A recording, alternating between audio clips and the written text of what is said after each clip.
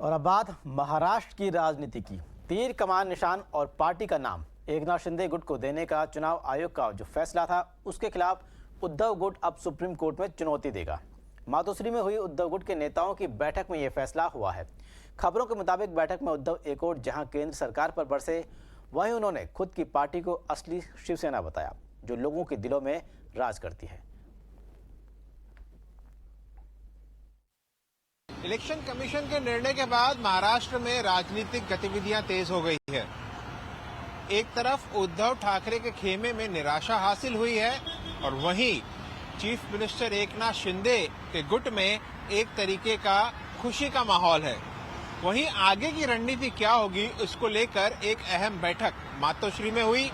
वहीं मातोश्री के बाहर उद्धव समर्थकों का जमावड़ा रहा, जिन्हें मातोश्री के अंदर जाने दिया गया और वहीं उद्धव ठाकरे ने बाहर आकर उनके सामने एक तरीके का भाषण दिया।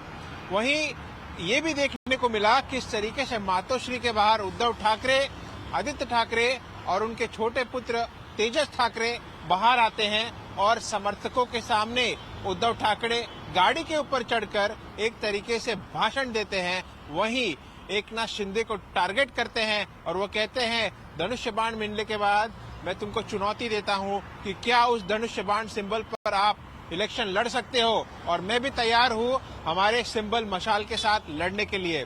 वहीं उन पर आरोप लगाते हैं कि ये धनुष्य बाण की चोरी हुई है और आपने उसे चुराया है, इसे जनता माफ नहीं करेगी। साथ ही साथ उन्होंने ये भी कहा कि इस वक्त मेरे पास कुछ भी नहीं है, सिर्फ आप लोगों का समर्थन है, उसको लेकर आगे के सभी चुनाव मैं लड़ूंगा और जीत कर दिखाऊंगा।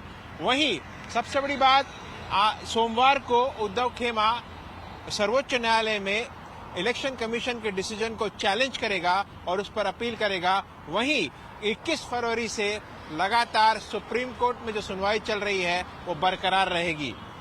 महाराष्ट्र की राजनीति में ये सबसे बड़ा उलटफेर है। एक शिवसेना जिसको दो गुटों में तोड़ा गया और उसके बाद शिवसेना और धनुष्य बाण सिंबल एकनाथ शिंदे को मिल गया है। वहीं दूसरी तरफ उद्धव ठाकरे जो अपने समर्थकों के साथ इस उम्मीद में हैं कि आगे के आने वाले चुनाव वो जरूर जीत कर दिखाएंगे।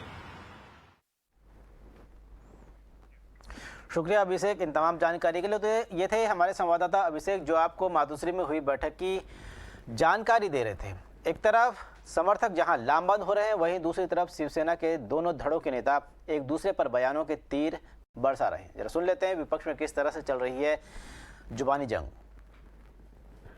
जो डिसीजन आया है इलेक्शन कमीशन से, वो एक तरह से बाबा साहब ठाकरे की विचारों की जीत है, क्योंकि ये लोग बाबा साहब ठाकरे जी के विचारों से अलग हो गए थे। इन्होंने कांग्रेस और एनसीपी को अपनाया था और बाकी बहुत सारी पार्टीज़ है, इनके साथ वो जा रहे थे। जबकि बाबा साहब की थिंकिंग थी कि उनका शिवसैनिक जो एक ऑर्डिनरी आदमी हो, वो महाराष्ट्र का सीएम बन जाए, और उनका जो सपना था वो आज सच हो गया है। ये हैरानी होती है कि आज इस कदर हमारी एजेंसीज जो इंडिपेंडेंट मानी जाती थीं, जिनको प्रजातंत्र और संविधान का रक्षण करना होता था, आज इस तरीके से झुक गई हैं और झूठ के आड़ में, और जिन्होंने गद्दारी की है पॉलिटिकल पार्टी के साथ, उनके साथ आज खड़ी हुई दिखाई दे रही है। इतिहास गवाह होगा कि इन लोगों ने अपना ईमान, धर्म सब संविधान की तरफ नहीं, उन लोगों की तरफ रख दिया जो सत्ता में है। बहुत स्पष्ट है, प्रजातंत्र का हवाला देते हुए जो 77 पेज लेटर भेजा है, या प्रजातंत्र का हवाला देते हुए प्रजातंत्र का गला घोटने का काम आज इलेक्शन कमीशन ने किया है। और मैं तो इनको इलेक्शन कमीशन भी नहीं कहूंगी, मैं कहूंगी entirely compromised institution of India. कुछ एमएलए की खरीद फरोख्त कर आप पार्टी का पक्ष और पार्टी का चिन्ह जो उनका पूरा वजूद है आप किसी और को दे सकते हैं। ये शर्मनाक है, आत्मचिंतन करने लायक चीज़ है। पर हम अपनी लड़ाई लड़ते रहेंगे और हम सुप्रीम कोर्ट तक के भी अगर दरवाजे खटखटाने पड़ेंगे, हम दरवाजे खटखटाएंगे।